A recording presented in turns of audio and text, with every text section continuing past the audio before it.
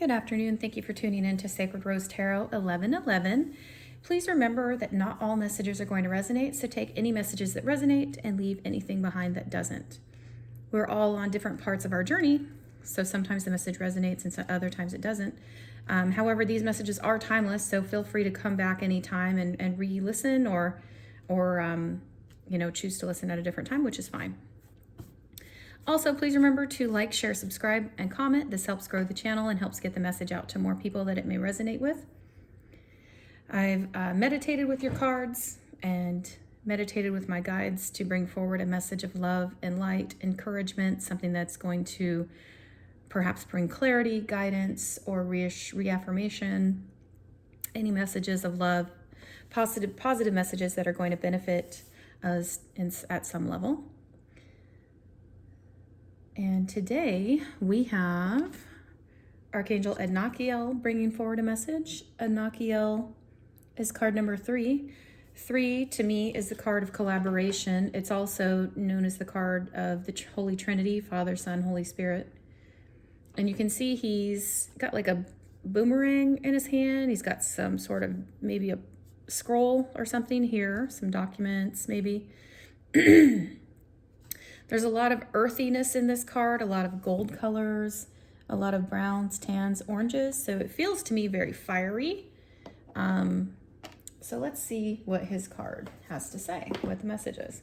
It comes to us from the Archangel Fire Oracle card deck by Alexandra Wenman. Let's see, he's number 3. All right, let me hold it up for you while I read it. Okay, it says, the archangel known as the Adventurer, Adnakiel's name means the Shining One. And here it says, Wayshower. All right, and he helps you embrace your individuality and independence to access your pioneering spirit. He urges you to step out of your comfort zone and explore other possibilities in life. Like the Australian Aboriginal warrior he is depicted as in this oracle, Adnakiel helps you embrace any challenges with the spirit of adventure.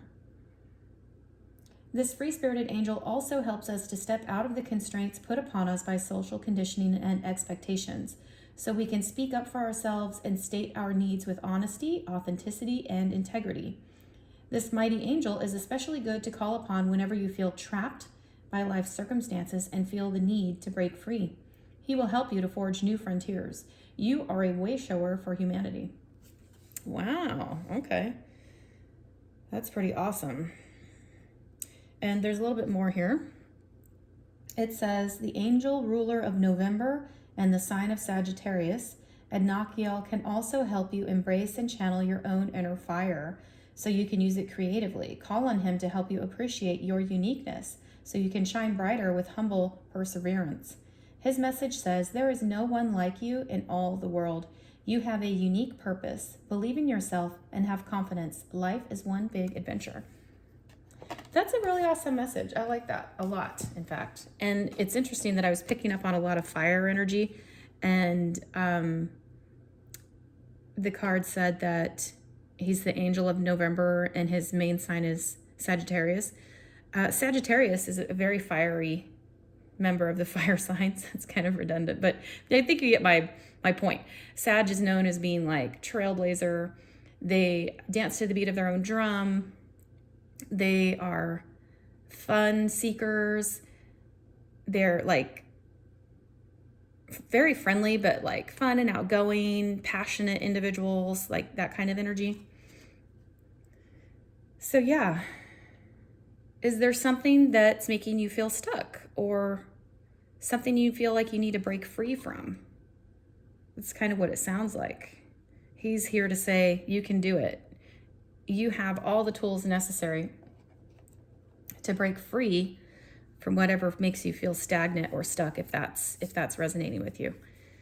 All right, let's see. Mother Mary also came out with Adnakiel, so let's see what Mother Mary is bringing here. And her card right on it says love and peace. There's some beautiful roses.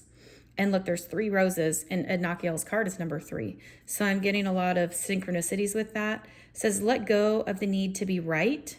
Choose peace. Mother healing is possible at this time. So perhaps you have a mother wound. that you're working on, or that you've recently healed, or perhaps it's just becoming part of your awareness to work on the healing. Also, I see there's the flower of life behind her head. It's very bright and pretty. I'm trying to get it so you guys can see it. So there's a lot going on. Let me go ahead and pull that card and see what it says. And her card comes to us from the Keepers of the Light Oracle Cards by Kyle Gray. Let's see, Mother Mary. All right, and I'll hold it up for you so you can look at it. Mary, the mother of Jesus, is one of the best loved saints, masters, and guides of the world. Although she has had a huge part to play in the Catholic faith, she can bring faith, peace, and love to anyone who calls on her. She is the saint of the people. She works directly with the angels of peace to bring healing to the world, particularly where there is conflict, and is dedicated to supporting children and mothers. She is the spiritual embodiment of unconditional love and acceptance. Her extended message says, it is time to let go of conflict or the need to be right. The more you fight for the point you want to prove, the unhappier you will be. Pointing out the mistakes or mishaps of others just blocks the road to love in your own life. Mary, the divine mother of acceptance, is with you now, encouraging you to forgive. Forgiveness is not about letting anyone get away with their bad choices, but about choosing to create your own happiness. Mother Mary also brings healing to you and your mother. If you miss her, are out of contact with her, or have an old trauma that needs healing, know that Mary's miraculous light is here now to wash away the darkness. Okay, interesting. So, yeah, there's something going on. And I'm curious, and we'll see as the message continues to unfold, of course. And look, right as I did that, my hand went over this card, the Ever Unfolding Rose. So we might read that next. It might go a little out of order, but I think that's next. Anyhow, I feel like there's something here that maybe perhaps has to do with a wound of some kind, mother wound, whatever, some sort of feminine wound, but also that's potentially making for like some stuck energy, some sort of blockage that may be making you feel held back, or perhaps is beginning to sort of breed some sort of resentment. Maybe it's giving birth to some sort of kind of like anger that's growing up within you, like welling up within you. That's just remember, you're not a bad person if that's resonating so far. None of this is bad, right? Awareness is the first step in healing of any kind, making things right, helping us to get realigned, rebalanced, because nobody's perfect and we're all here having a human experience. So we're going to have like little bumps along the road and little things that kind of get out of alignment and kind of catch our attention so that we can course correct, so that we can make it back into alignment, so that we can heal those parts of us that maybe get a little out of whack from time to time, right? And because we are humans having a human experience, we have human emotions. So there's times when we get mad. There's times when we get sad. There's times when people hurt our feelings. There's times when, damn it, we want to be right. We know we're right and we're going to get our point across. And sometimes we can be stubborn. Sometimes we can be outright mean. But on the flip side of that is that we can also learn, and we can grow, and we can heal, and we can move past those energies. We can feel it to heal it, right? We've said that before on the channel. Feel it to heal it, move through it, and not let it hold us back, not let it make us feel stuck or stagnant, or like we've got some sort of thing or energy we have to break free from. So yeah, I feel like there's something like that going on. Like I said, we're going to continue on with this reading. We're going to start from this side just because it came so synchronistically. As I said, it's unfolding. The Ever Unfolding Rose. And let's see, this one, and this one. So 1, 2, 3, 4, 5 cards. Yeah, 3, 4, 5 cards come to us from the Work Your Light Oracle card deck by Rebecca Campbell. And so let's see, it's very pretty. I like the rose, and there's some pillars up here.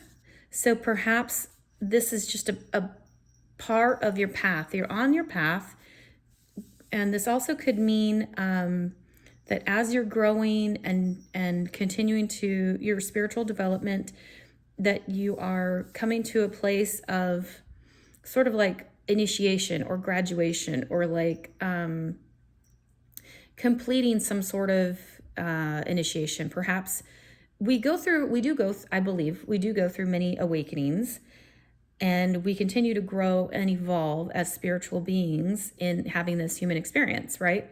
So I don't think we're ever truly all the way done evolving and healing and elevating and all of those things. But as we do it, we go on our path. I think there are certain milestones.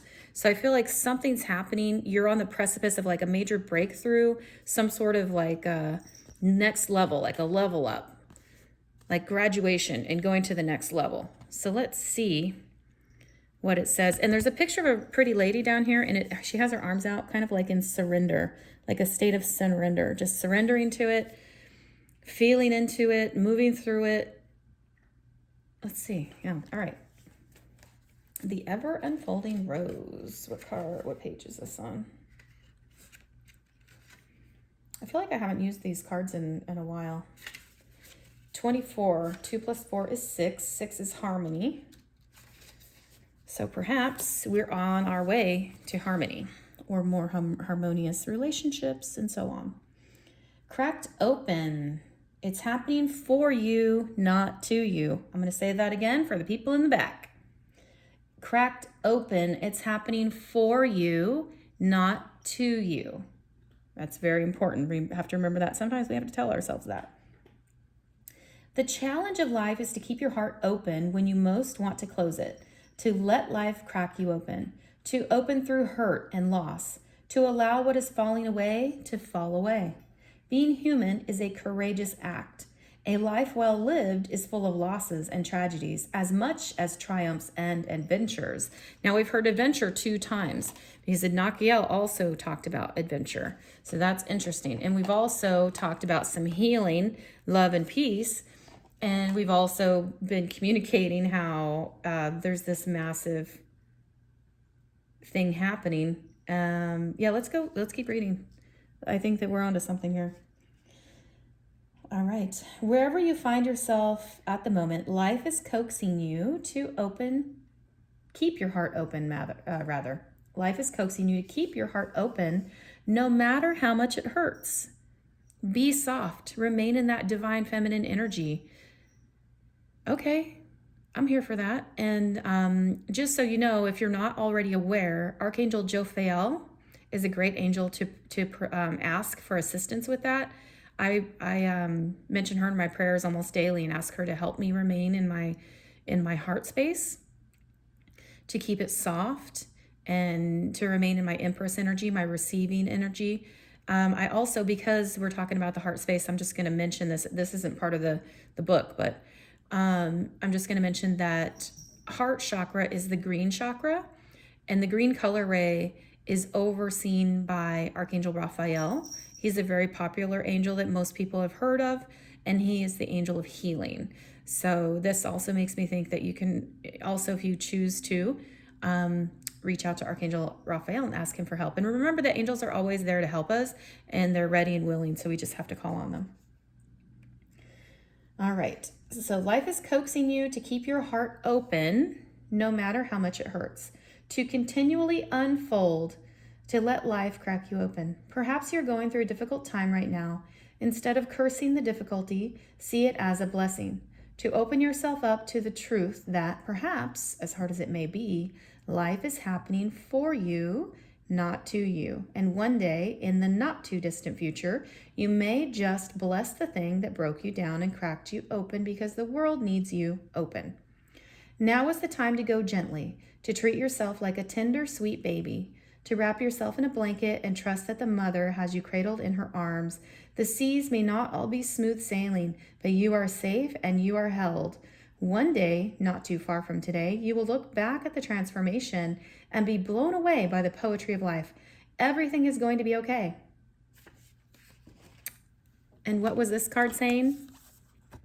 She's the great mother. And it was saying, let the mother hold you, wrap her arms around you, heal you. So I'm getting a lot of feminine energy. This card does have a lot of pink. Roses to me are very feminine. And I also like the part where it said to treat yourself like a brand new baby. When a woman gives birth, or when we are birthed into the world, into this human existence. It's messy, okay? It is not pretty. It's painful, and it's pretty radical. It's pretty gnarly. And there's a lot that's happening, a lot that could go wrong. Thankfully, more often than not, it doesn't. But it's a process, and it is hard work, especially on the mother that's giving birth and the baby going through the birth canal, getting squeezed, and it's designed to squeeze all of that junk out of their lungs that they've been, breathing in a water-based environment for 9-10 months, so they come out, that gets squeezed out of them. They come out, they're crying.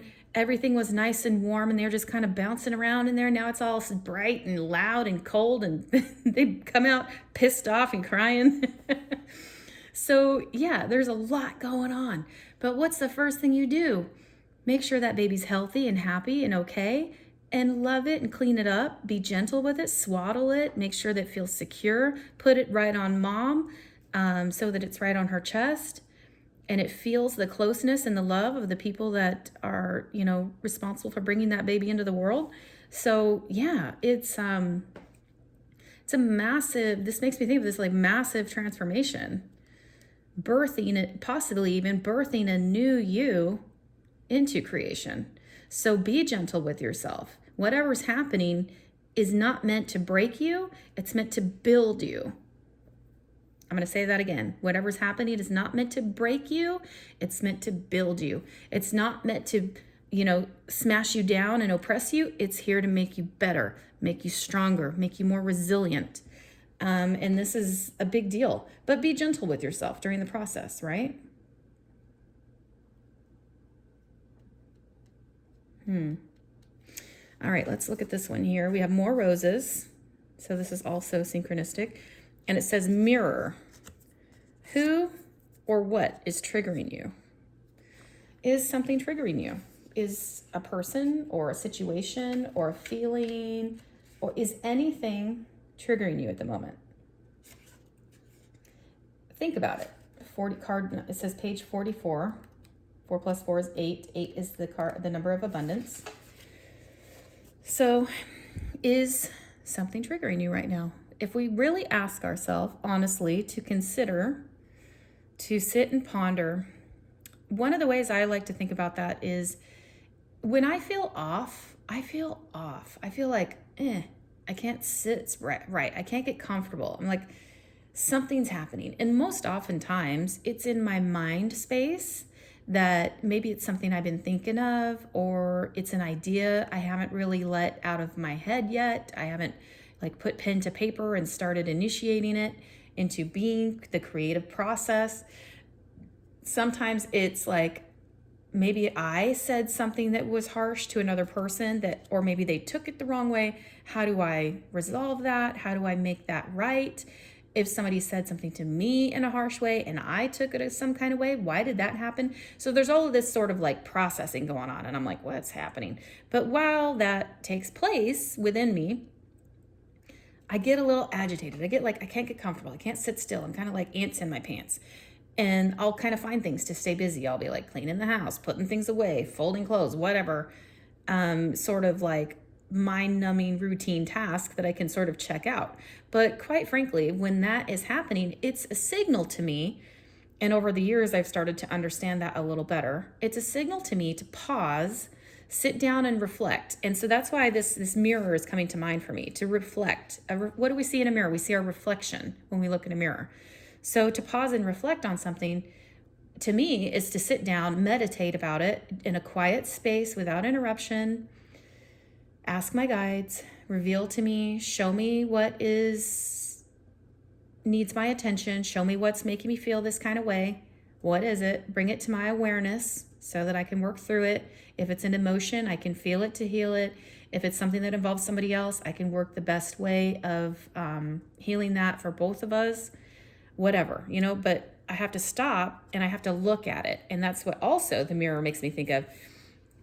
You can walk past a mirror and not look at it. But most humans will look at a mirror when they walk past it. But I think, are we just walking past and making a glance at the mirror, and do we keep going? Or do we actually stop, look in the mirror, and say, who am I? Who do I see? What is it that is prompting me or triggering me or making me feel some kind of way? What is it that I need to look at and seriously consider or address? So that's what I get from that. But let's read it and see what the author, Rebecca Campbell, says. Mirror card, page number 44. 4 plus 4 is 8. 8 is abundance. The filter of our own experience is how we experience life 90% of the time, through our own projections. When someone reminds us of an unhealed experience, we get triggered. Often, it's an unconscious thing. Oh, that's where we got to stop and really think about it and allow that quiet space that's uninterrupted for our guides to help us through it. All right, let's see what else it says. People and situations can trigger our mirrors to reflect back to us what we believe to be true about life, the universe, and ourselves. Mirrors pointing to our shadow and our light. Mirrors revealing the parts of us that are yet to be accepted, witnessed, or loved. This card is guiding you to look closely at what experiences or people are currently triggering in you and what they could be mirroring back to you. When have you felt like this before? Could they be opportunities to heal something in you? Or are they shining a light on something that longs to be witnessed in you? This goes for the good and the bad. The good, those who we admire and put on a pedestal. If we do not realize that we are attracted to them because we are like them, we will need to cut them down in order to rise to their level. The bad, those we despise, are envious of, and put down. If we do not realize that they trigger something in us, then it is still yet to be healed, and we will remain hurt and wounded ourselves. Wow, that's very deep and very powerful. Whew. Who or what is triggering you? What is it in you that they are triggering? What part of you longs to be witnessed? And when I hear that, it makes me think, what part of you wants to be seen? What part of you is trying to come out and be experienced or expressed? That's really deep. Okay, let's see what we have here. Council of Light, Divine Orchestration, Helpers in the Subtle Realms. So I'm seeing a lot of Ascended Masters here. I feel like this is saying, and look at these stars are in alignment. I feel like you have planetary support. You have Ascended Master support. There's Jesus, Buddha. I think this is Mother Mary, maybe here. But we have all of these Ascended Masters here to help support you. And that's a very loving feeling.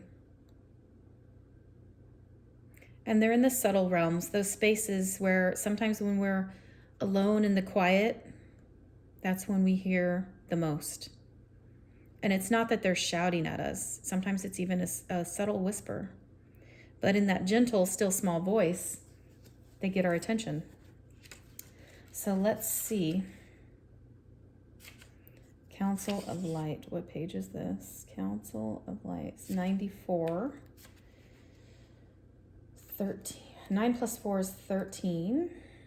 1 plus 3 is 4. And we just had 44. So now we're having 4, 4, 4. That's very synchronistic. All right. The Council of Light is a team of benevolent beings who are here to assist the raising of consciousness of the planet. They are here to help you achieve your soul mission and are guiding you every step of the way. However, because we live in a world where free will reigns, they cannot help you without your permission. If you would like their assistance, it is time to ask them. They can help with all kinds of requests. Nothing is too big or too small. Think of them as your personal team of helpers in the spirit realm. They are willing and ready to step in and get to work. What would you like help with? What would you like help with? Okay. What tasks would you like to delegate to them? The Council of Light is a team of ascended masters, light beings, angels, and guides devoted to the rising of earth and all humanity. If you are a light worker, it is from them that you receive your personal mission. Like a spirit world United Nations, they want to thank you so much for doing this work and devoting your life to uplifting the planet. Pray to them for clarity and guidance regarding your personal mission. Put in your requests and let them get to work. All right, it says for Work Your Light activation, you can pause the video and you can hold this card to your heart and say, or just envision it. Council of Light, I am ready to receive your help for fulfilling my personal dharmic mission. Thank you for guiding me with clarity every step of the way and for sending me helpers and experiences that delight my mind, body, and soul. Okay, that's really heavy. There's a lot going on there. And we just talked about how angels are they're ready and willing to help you. I think it's also a good reminder that it doesn't have to be some like massive planetary revolutionary thing, even the small mundane things. In fact, I find that the more I spend time in meditation and prayer with my guides and my spirit team, I'm talking to them like all the time. I love it. And the more we're communicating, the more I feel them present around me. They really permeate every part of my life. And it's like a sweet, fragrant perfume, and I love it. It's beautiful. And I would encourage you, if you're not already doing that, consider speaking to your guides more, trying to pray with them throughout the day, even set reminders, so that we can stay tapped in, we can stay plugged in, and having those lines of communication open and continue to receive their guidance, their blessings, their love, and their assistance. And it sounds like that's what they're asking. So good. All right, that's awesome. Now what do we have? We have Priestess. How are you being called to step up and lead? Okay, so this could also mean that you've gone through a process, or you're recently going through it, or you're about to be done. You're almost on the other side of it. You've done your mirroring, you're projecting, you're looking at all of the things that have been setting you off, triggering you, healing a lot. It's really a lot of work to do all of this, right? And with the help of your guides, the ascended masters, these benevolent beings, now either you are ready, you're getting ready, or very soon will be ready to step up and lead. So let's see what the Priestess has to say.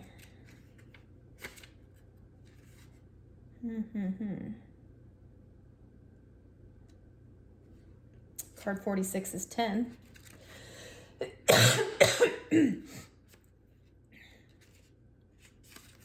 10 is completion of cycles and ready to go through a new beginning. I always think of the World card when I think of that. And it's like stepping through a portal. So that's what it makes me think of. You're getting ready to step through a portal, or you have completed a massive transformation and look, there's a big portal right here, as a matter of fact. And it looks like she has either just stepped through it, or she's going to turn around and go through it. So let's see what it says. The Priestess is a teacher dedicated to service, freedom, and leadership. You don't need to have it all together to lead. In fact, it helps if you don't. No one wants a perfect angel who hasn't made any mistakes. Let your life be your message. Don't underestimate the power of sharing your story. It's by hearing someone else's journey that we feel less alone. Excuse me. We feel less alone. We realize that we're actually all in this thing called life together.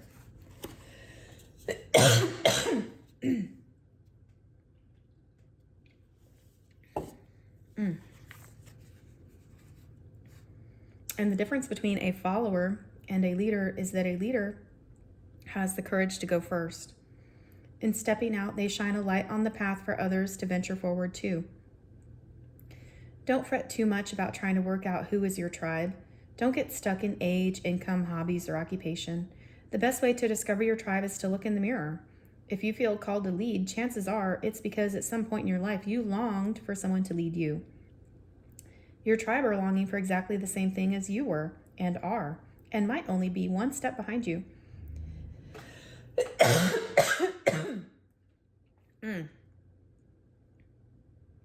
They may even be right alongside you. You don't need anyone's permission, just the courage to stand up, embrace your struggles, the peaks, the troughs. You don't need to know the way, just believe that there might be a different one. Your tribe is waiting for you. Step forward so they can find you. How are you being called to step up and lead? How can you be the leader you wish you had?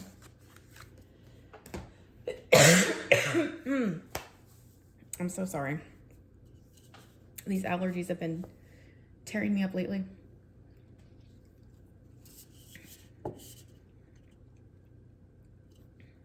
All right.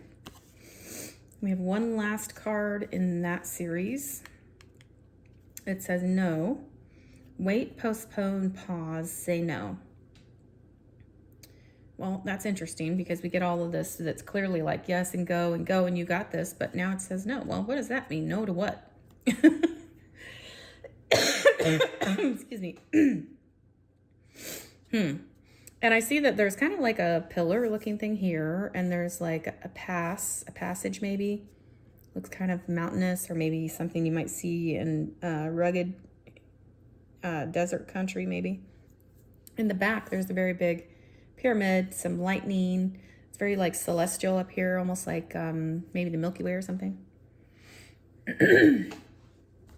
So let's see what this card says. No. 26. 26, 6 plus 2 is 8. So we got another 8. There's a lot of 4s and 8s in here today, which is very interesting. The 4s to me talk about grounding, foundations, stability, and 8 talks about abundance. So yeah. All right, let's see what it says. You are being called to either pause or say no. Saying yes to something that isn't in alignment with you will drain your energy and your time. Hold out for a congruent, aligned 100% yes. Often when we are looking for guidance to make a decision, it can be frustrating not to move into clear and considered action. However, timing is everything, and not receiving clear guidance is actually guidance in itself.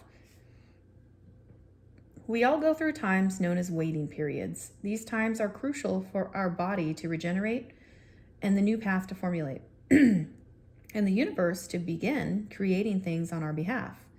You don't need to be plowing forward all the time to move forward. Oh, man, that hits me right in the gut. I don't know about you guys, but man, I can be very impatient sometimes. And I do not like the wait. I don't like it.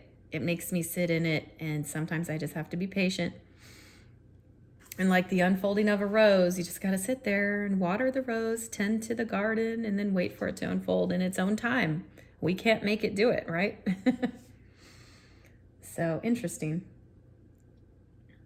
And it says, a potent, congruent yes when the time is right will put you ahead leaps and bounds. Don't force things now just because it seems like the only option. Take a breather and wait.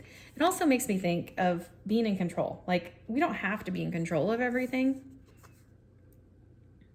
And I think that also speaks to this, that life's not happening for you. It's happening for you, not to you. Like, sometimes there's going to be things that we just have zero control over. And a lot of times it has to do with other people. And it makes me think of when we're all excited about our awakening and we want to help other people, like, oh man, you got to talk to this. You got to watch this YouTube video. You got to read this book. You got to watch this show or whatever.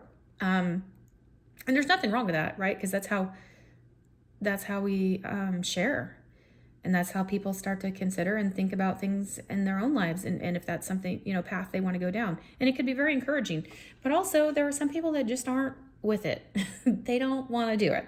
They're like, oh God, here they come again. Oh, here comes Collective, or here comes whoever.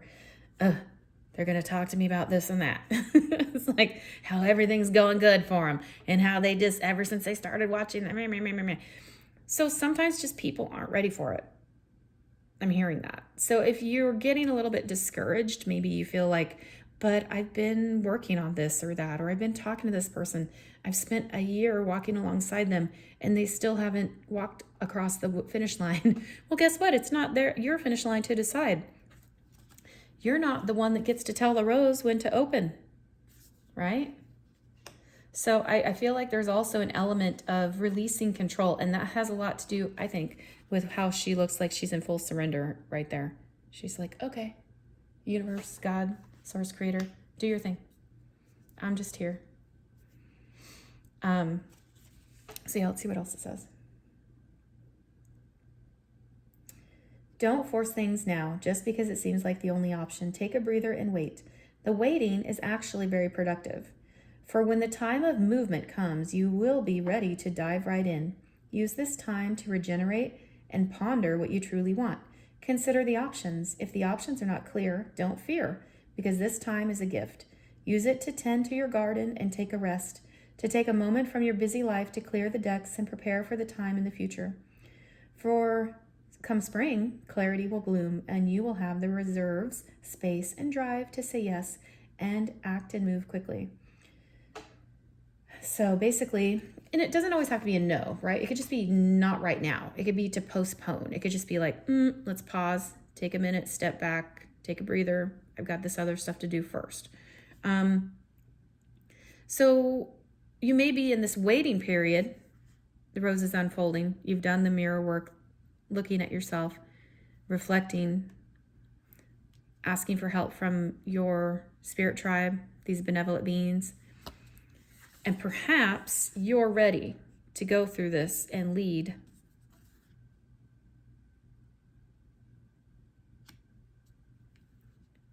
And you might even be like gung-ho about it. I'm ready, I'm pumped, I'm amped.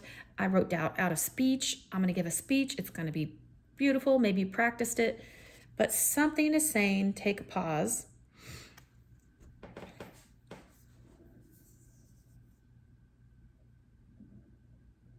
And just hold on a minute.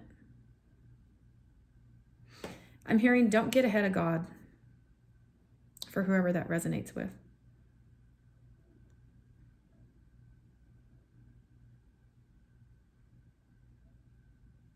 And I'm hearing, who's driving this thing anyway? That's funny. Oh, man. Whew. Spirit cracks me up. Jesus. You know, God has a sense of humor. I'm convinced 100% of that. So who's driving this thing anyway? Okay. All right. Take the wheel, man. I'm also hearing Jesus take the wheel. Maybe you've heard that saying. And it's the whole thing about surrender. So yeah.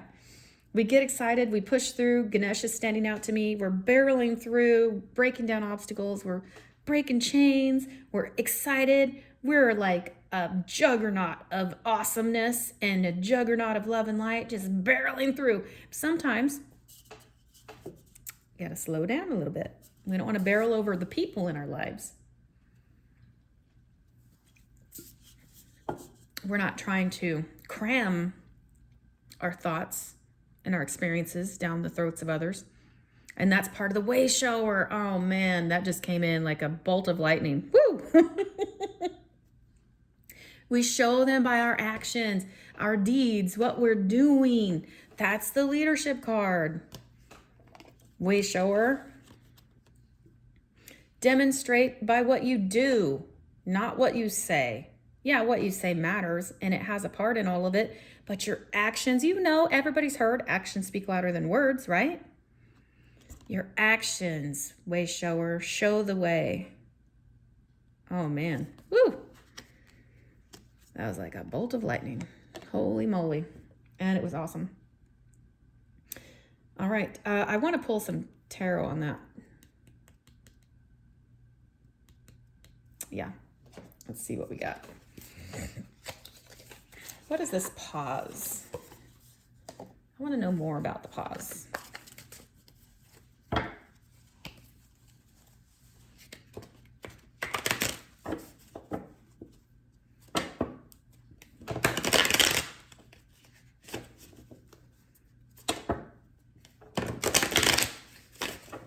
Okay. I want to know more about the pause. All right, I'm hearing split them apart. All right, split the deck, split it apart. All right, I'm doing it.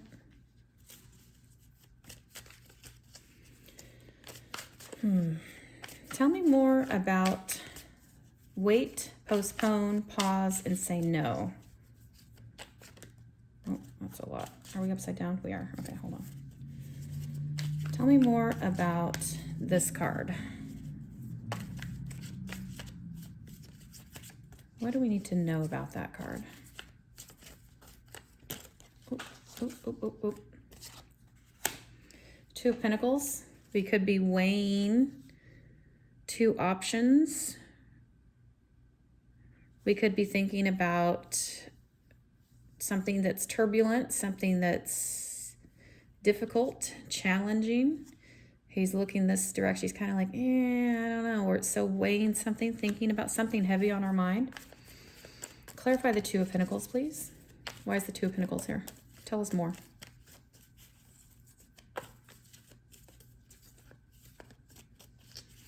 I'm getting maybe you don't have all the facts. Oh, look at that. We got a Two of Swords. Two of Swords coming through. Could mean that you're delaying a response.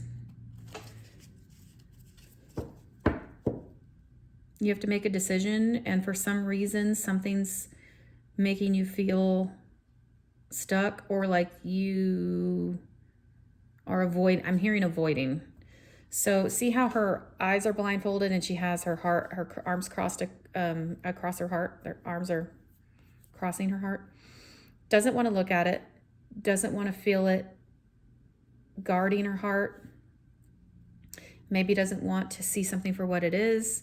This could be back to the mirrorings, being triggered. This could also mean that all of these things are going to happen and you've done this part, and the ever unfolding rose involves some continued healing. Perhaps there's something, and it could be small, it could be big. Whatever it is, it's relevant in this because this is where the pause is. And I'm getting that if you're hearing that, you know what it is. And it's not that, let me be very clear, and that this is not a right or wrong decision. And this guy, look, he's contemplating, right? He's weighing his options. It's not if I choose A or B. If I choose A, what if it's wrong? What if B is the right path? Here's the secret. Don't get stuck in this because both paths are the right path. Yeah, I just said that. Both paths are the right path. What is meant for you will always be for you. Nothing can take it away from you. Maybe if you choose path A, you just get to where you're going and you take a different route. Maybe you choose choice B and it's like the fast track to the route you're going to get to. Either way, you're going to get to the route. Maybe you go the scenic way, make a few pit stops along the way, take your time. Maybe it takes a little bit more time to get there. It's a little bit slower versus the fast track straight there on the expressway. Either way, you still get to the point. You still get to where you're going. The destination doesn't change. So I think this person, if this is resonating with you, need to let down your guard, recognize that there's still some healing, still some, I feel very strongly that it has to do with this mirroring. There's still something triggering you. And it could be that you know something's triggering you, but maybe you just quite haven't, maybe put your finger on it. Maybe you just like, I know something's triggering me. I know something's messing with me. So take that pause. It's okay. I'm hearing it's very much okay. And in fact, that's what Spirit wants you to do. That's what God wants you to do, because you're being mindful of, okay, something's triggering me. Something's making me feel like something, I need to fix something, or I need to, fix isn't the right word. I apologize for that. There's something I want to work on. There's something I want to heal, or heal it and reintegrate it. Maybe there's the shadow part to me that, based on old programming, is still peeking and rearing its ugly head, and I need to identify it. And just like some sort of code, a virus in the computer, you got to isolate it to heal it, take it out, put your computer in quarantine or something, remove that code, replace it with new code, and it's going to be good. And I know it's kind of weird to use a computer analogy, but that's what I think of when I think of programming. So there's something here that's saying, yes, you recognize something's triggering you. Reach out to your guides, get the help you need. You're going to heal it. There's no doubt about it, because the priestess is here. You're going to this place. This is where point A and B both lead, okay? Whether you get there fast or not so fast, that's up to you, because both decisions will get you there. Both choices. There's no wrong choice. So take a pause, put your swords down, uncross your heart. Take your blindfold off. What happens when we take our blindfold off, uncross our heart? Oh, look at that. We discover the truth. And this is divine help. This is the hand of God, the truth. And guess what? Look at what's on the sword, a crown. You are getting ready to be crowned. Your level up, this is big, guys. Your level up involves receiving a crown from the divine. You've been doing a lot of really amazing work. So take your time, fix it, heal it, whatever term you want to say. Reintegrate it. It's not broken. It just needs to be repaired. Okay? But you've got a crown awaiting you. Is there anything else we need to know about this crown for the Ace of Swords? Anything else we need to know?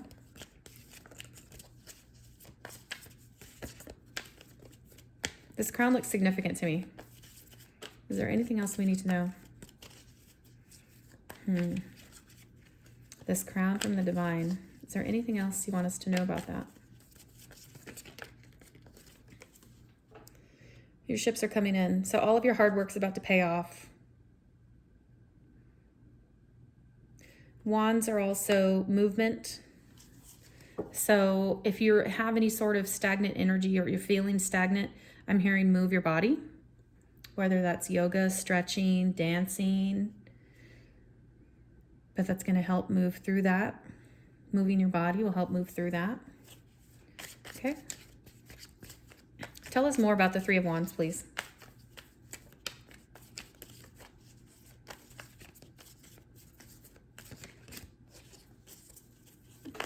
Tell us more about the Three of Wands, please. Oh. Devil in reverse. So, that's really interesting because the Devil in reverse is breaking chains,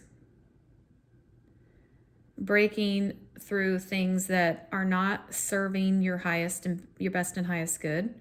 It's getting over, the Devil in reverse is getting over stuck energy, getting over, what is that word?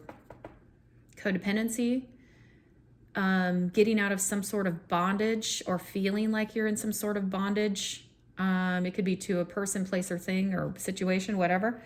It also means that devil energy is also very obsessive. So if you have had any issues with obsessive thoughts or obsessive negative self-talk, or maybe obsessing about earthly material things like wealth or appearance or keeping up with the Jones, as they say, that kind of stuff is all going away because the devil came in reverse. So you've broken through some sort of stuck, ugly energy, and it could have been for a long time. And it could have also been, I'm hearing generational. Could have been something that was passed down to you because your ancestors knew you were going to be the chain breaker. They knew you were going to be the one to heal it. So you may have just healed some massive thing. I'm hearing codependency. I mean, take it or leave it. It could be whatever resonates with you, right? But I'm hearing you broke codependency for your entire generational line. I'm hearing matriarchal line. And it goes right along with the mother healing. Wow. Wow, that's amazing. Okay, is there anything else we need to know about this devil in reverse? Anything else we need to know about that? This breaking of chains, this generational curse breaker. Anything else we need to know about that?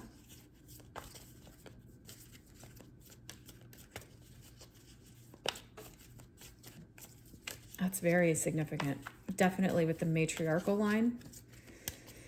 Oh, wow. And I'm hearing this went back generations that you don't even know these people. And it's leading to fiery, passionate, new energy. And also this is divinely, that's two aces, and that's divinely inspired. And that's what's going to really fire you, get you fired up and ready for this leadership position. And it sounds to me like you're going to be able to share stories about this. Share some experiences.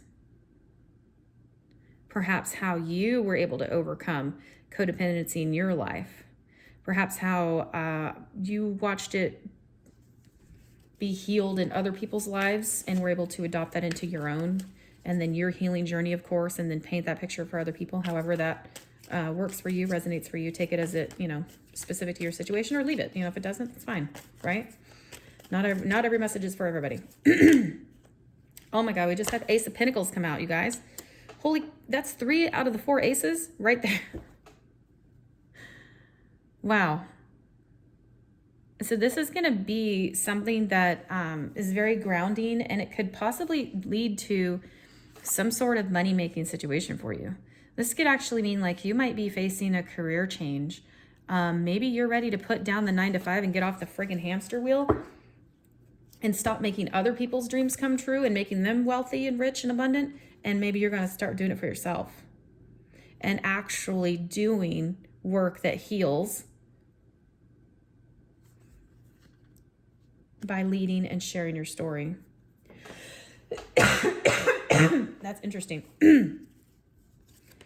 Oh. And it looks like the 6 of Cups is nostalgia. So there could be a lot of people maybe from your past or your childhood that have struggled with the same situation, maybe codependency in their lives. Maybe they've seen it rear its ugly head in some form or fashion. Or if it's not, whatever that devil energy is, there's people in your past, in your childhood, that either saw it and recognized it within you and your family situation, and they're proud of you and they've seen your work and they just want to show you some love. But there's also some people that know and have seen your transformation, want to know more about it, and they want a piece of that love too. And they say, how can you help me? How can I do what you did? And I think that has a lot to do with what this leadership role entails. Tell me more about this 6 of Cups. What do we need to know about this 6 of Cups?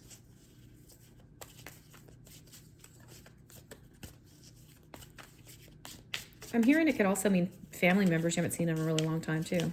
Maybe you have distant relatives that maybe you saw them when you were kids, and then when you grow up and you're adults living your own busy lives, you kind of drifted apart. If that resonates with anybody. Uh-oh, we got cards down. Where'd they go? All right, we got 2 on the ground. Oh boy. Page of Cups. 10 of Pentacles. Wow.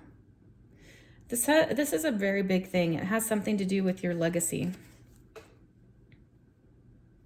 Page of Cups is new ideas, sharing, and there's a fish in that cup. Maybe you're,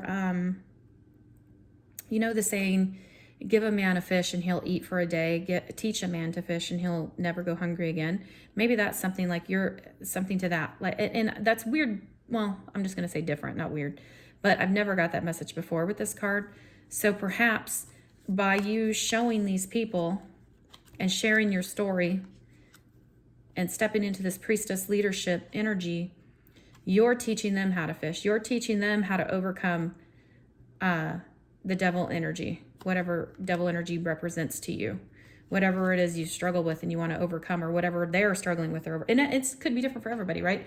I talked a lot about codependency, and that's very personal to me. So I try not to channel my stuff through in these readings, but I feel like codependency is a big one for a lot of people. It could be obsession. It could be feeling like you're being in bondage to other people, places, things, whatever. Maybe it means to some people being in bondage to your job, like maybe you have to go to a job that you hate every single day and it feels like it's sucking the life out of you, and you have to sit in traffic and everybody's flipping you off on traffic and everybody's pissed off and angry, and we're like, why are we even doing this? It could be that, you know what I mean? And people are like, there's got to be a better way. How did you do it? Tell us, priestess. Tell us how you did it. We want to know too. We want to do that too. And that's you teaching them to fish. Wow. And by doing so, you're securing your legacy for generations to come. Because on this card, There's an old man. There's some dogs. There's a little kid. There's some people talking. There's like a whole, almost like a big compound, you know, where like the main house is, maybe the in-laws' quarters. I mean, it's just like beautiful energy. The Ten of Pentacles is one of the best cards in the deck. And it sounds like it could also be, in terms of legacy, maybe you're going to write a book. Maybe you're going to give a speech. Maybe you're going to do some sort of, I don't know, I'm hearing a Netflix special. Whoever that is for, congratulations. But there's something you're going to do that impacts others. And it's also going to secure your future. You're going to leave a legacy behind. And it's a good one. That's, wow. All right. I'm feeling we don't need to ask any more of that. That's pretty clear. Pretty cut and dry. Let's see what these cards are. These last 3 cards come to us from the Divine Animals Oracle card deck by Stacey DeMarco. They're very beautifully illustrated. I love this deck. If you've never seen it, or if you are a tarot reader, you like oracle cards, I encourage you to check this one out. All right, so here we have Raven. It's news. Card number 23, 2 plus 3 is 5. 5 indicates change. What I think is very interesting about this card is in Norse mythology, the ravens were the messengers. And it was said and believed by the Norse that Odin, and I believe to some extent Freya, could shapeshift and transform into ravens and go anywhere across the dimensions. And according to their mythos, they called it the 9 realms. They could also send the ravens to send messages to people, and they could send them to have the other people tell the raven a message to go back to Odin and Freya. And it's interesting because it's like this would be maybe the voice box, and it's like all these crows or ravens are coming out. And then it's also like a cave. It almost makes me think of the Cave of Wonders from Aladdin, which is kind of odd. And then we have this person up here sitting in the mouth of the raven that looks like a warrior. But they've got their sword and their shield kind of just like meh, waiting for the fight or waiting for a battle, or maybe they don't need to go into battle. And then we have the moon up here. And very interestingly about the moon, we're going long here, so I'm going to try to cut it short. But we have a very important moon, a full moon coming up. I don't know if it's today. I'll have to look and see. Don't quote me on that. But if it's not today, it's very soon, in the next maybe 2 or 3 days or something. But it's some call it a double black moon or a full black moon or a full lunar eclipse. And some people call it a blood moon because of it being a full lunar eclipse, it will appear red. So yeah, it's a very, very good energy for resolving issues, cutting off issues, laying things to rest, leaving things in the past, breaking chains and leaving things alone. Yeah, so okay. Let's see what this card says. 23. And I think my voice has about had it. Sorry about that, guys. Okay. News. Let's see if you can see it. Yeah, there we go. Keep your senses about you. News or a significant announcement is coming. Do not believe everything you hear unless it is from reputable sources. Gather information and guidance before making decisions. We can stride through other worlds, not just this one, in order to understand our nature. Okay, that's almost a little ominous. Let's see. The mythos says Hugin and Munin are the 2 ravens of the All-Father Odin. Hugin is Norse for thought, and Munin means memory. Every morning, Hugin and Munin leave the broad shoulders of Odin and fly out to observe and gather the news of the worlds. If there is anything very urgent, they fly back early to tell Odin so he can take action. Otherwise, they come back to Odin at the end of the day to tell him of what they have been witness to. Through these discussions and the gathering of knowledge, Odin became the wisest of gods, knowing much lore and the ways of the worlds. Ravens are the stars of mythos that crosses many cultures, including that of the First Nations of America, Celtic, Welsh, Siberian, and Mexican. Ravens are often characterized as being tricksters or information gatherers. Interesting. So there could be something about some information coming up. I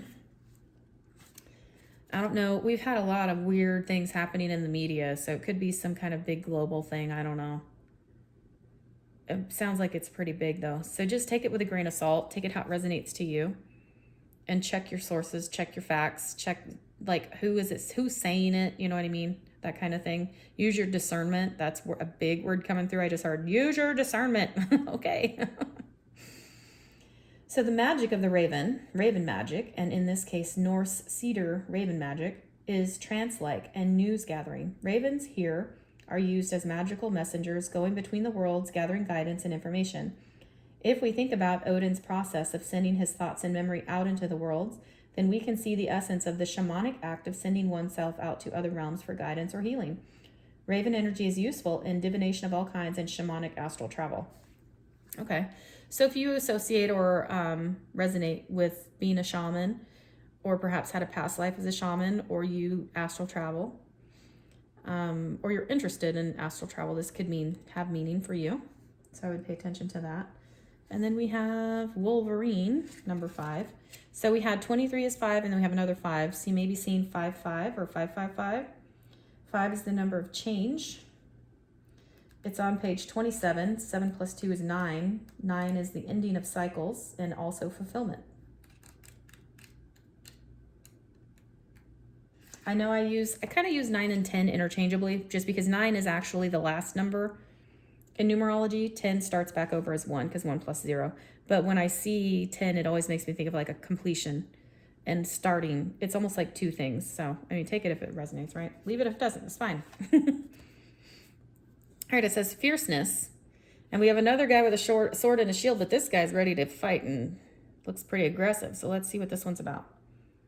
We should develop a sense of healthy fierceness. Right now, do not shy away from things that confront you, but choose carefully how you act. You can be fierce, but not angry.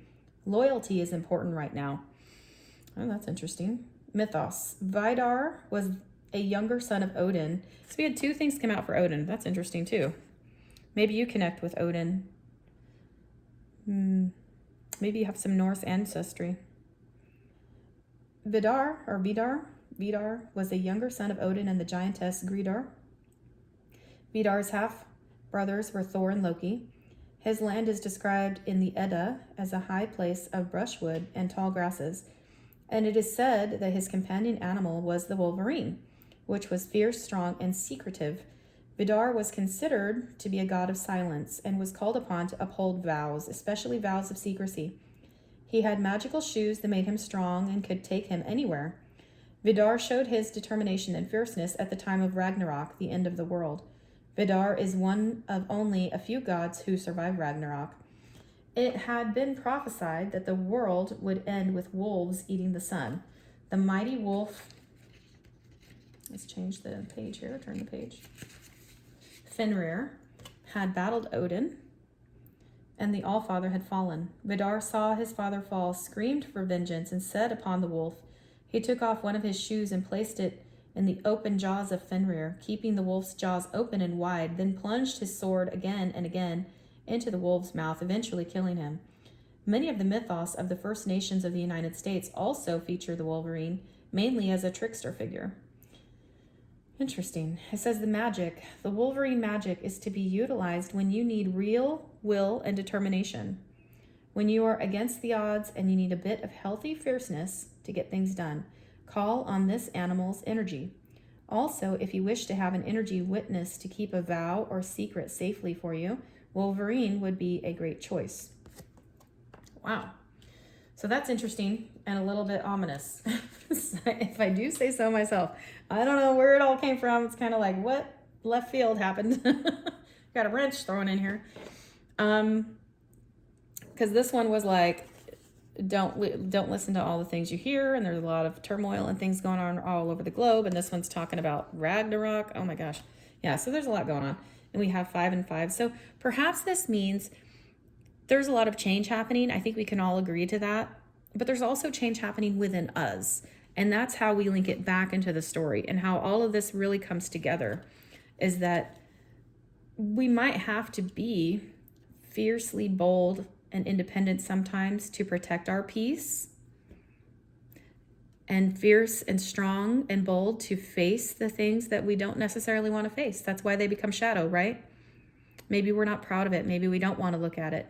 Maybe when we were really little, somebody told us that we weren't good enough, or we were too emotional, to this, to that. Something happened.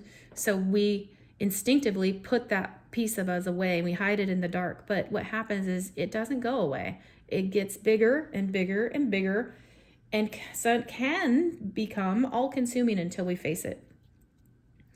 And it's not a bad thing. It's actually a good thing, because then we can heal it, reintegrate it, and actually be more whole and more complete.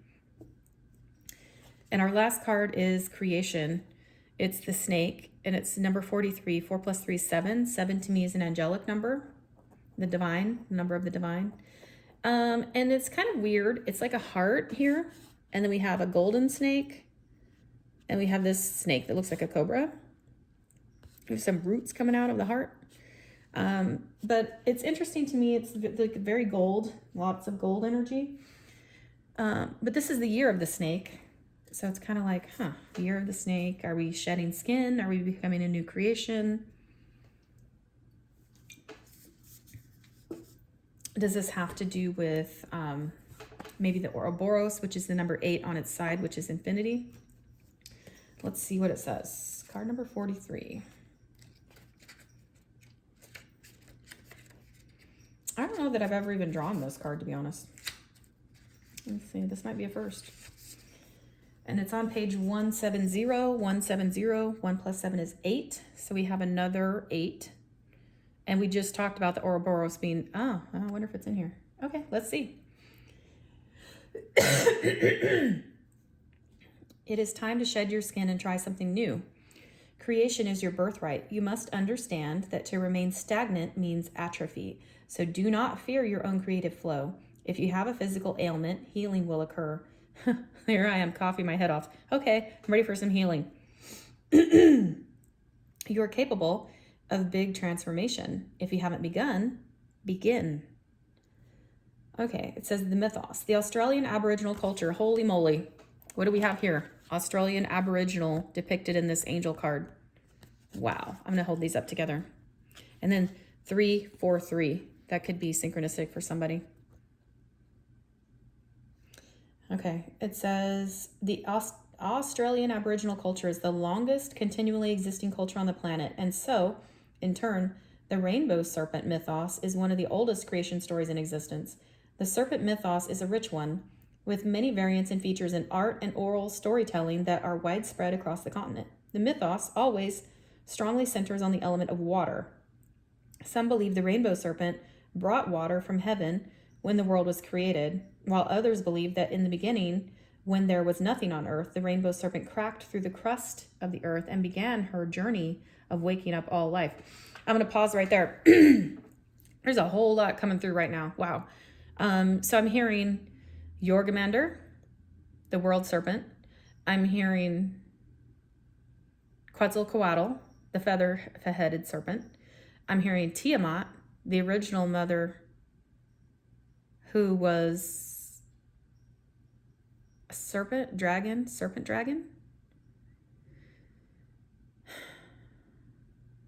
And I guess her son Marduk. That's going back to ancient Babylonian history, like really far back. One of the oldest recorded tablets on known to man at this time.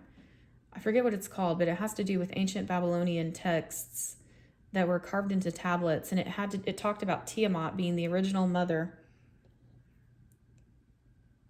and she was like a massive serpent, and her son Marduk ended up killing her and spreading her parts so that it would become the firmament, the earth, the ocean, all of that. I'm sorry I don't know more about that, but it's interesting to me that all these came to mind. Jormungandr is from the Norse mythology as the world serpent. Quetzalcoatl, and I apologize if I'm not saying that right, is apparently seen in stonework and artistry all over Central America, I guess you call it Latin America, all over South America, Mayan, Aztec, all of those kind of cultures, ancient Mayan ruins. I think maybe Peruvian. I'm not exactly sure about that. Don't quote me on it. But there's some sort of connection with all of these cultures. And if you think about it, at those times, like really prehistoric times, a long time ago, original peoples kind of stuff, they didn't have cell phones. They didn't have TVs and newspapers. They weren't telling each other these stories instantly the way we have technology today. So if they had to like travel very far, and if we have, these are also, it's showing me, I'm getting this vision. These are different places all over the world. How could they have even communicated to each other during that time? Norse is probably up in like Iceland or Greenland or something. Whereas Quetzalcoatl was down in like what is probably modern day Mexico, or yeah, possibly down into Brazil. I'm not exactly sure about that. And I'm also hearing the Babylonian texts would have come from ancient like Persian region. So these are different places from all over the world. How could they have possibly talked to each other? And why were they all talking about serpents? Interesting. Very interesting. Okay, let's keep going. Okay, where did I leave off? Oh, and so here we have the Australian Aboriginal culture talking about the rainbow serpent. And Australia is like down at the bottom of the globe, isolated, giant landmass. Nobody's around it. So how did they get to talk to anybody? All right. So the rainbow serpent cracked through the crust of the earth and began her journey of waking up all life. As she moved and traveled, stopped and slept with her body, the rainbow serpent created gullies and gorges, mountains and valleys, and of the water lines that joined them all. Once water appeared, life on earth began to flourish. All the animals, reptiles, and birds awoke and began their life cycles. The rainbow serpent created humans and gave the tribes animal totems. Each tribe could eat what they wished except for their totem, which meant balance in hunting and nature, and that all bad food to eat. That all had food to eat. In reality, this indicated an instruction for a balanced coexistence between tribes and a need for deep connection and synergy with the land. Wow, that's beautiful. Australia is one of the most environmentally sensitive places on the planet, our lack of water being but one reason for that. The rainbow serpent asks us to recognize the preciousness of water and how we rely upon it for the continuation of life itself. Snakes are one of the most powerful symbolic animals throughout the cultures of the world. Some of the most famous mythos featuring serpents, including including the ancient Norse, whose Midgard serpent was named Jormungandr, battles Thor at Ragnarok, and Nidhogg, Nada, the dragon that sits at the base of the world tree. There's also the Greek Gnostic Ouroboros, we talked about that. The snake eating its tail as a sign of the cycles of life and death always continuing. The representation of evil and temptation in the Bible and the story of Adam and Eve. The snake dance of the Hopi people and the snake-headed Medusa of the ancient Greeks. As protective divine animals, they were honored by the ancient Egyptians, the cobra especially, Hindus and Buddhists with the naga. And it says the magic. It would be possible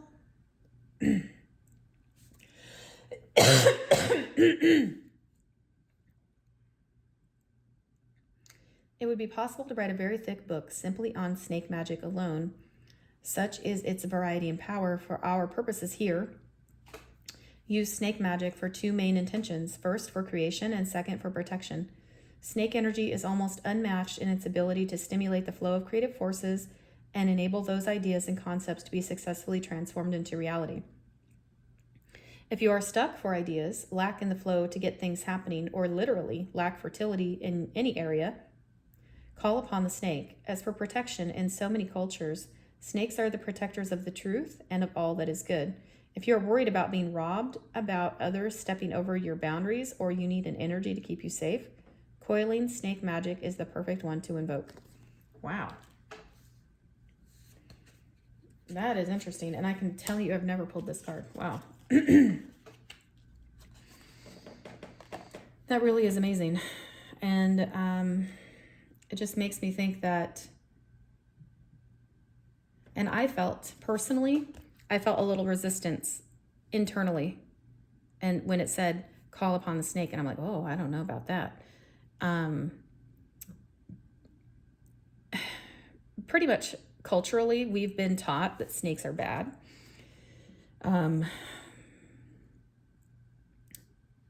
So that could be a challenge for us to overcome, to actually see through a different perspective. I'm getting hangman energy on that.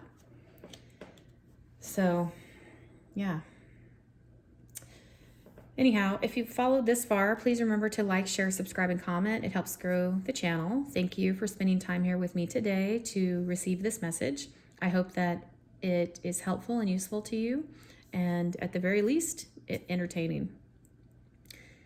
I also remind you to take what resonates, leave anything that doesn't. Not everything's going to resonate, and that's okay, right? Because we're all on different parts of our journey. So thank you again for listening, and have a great day.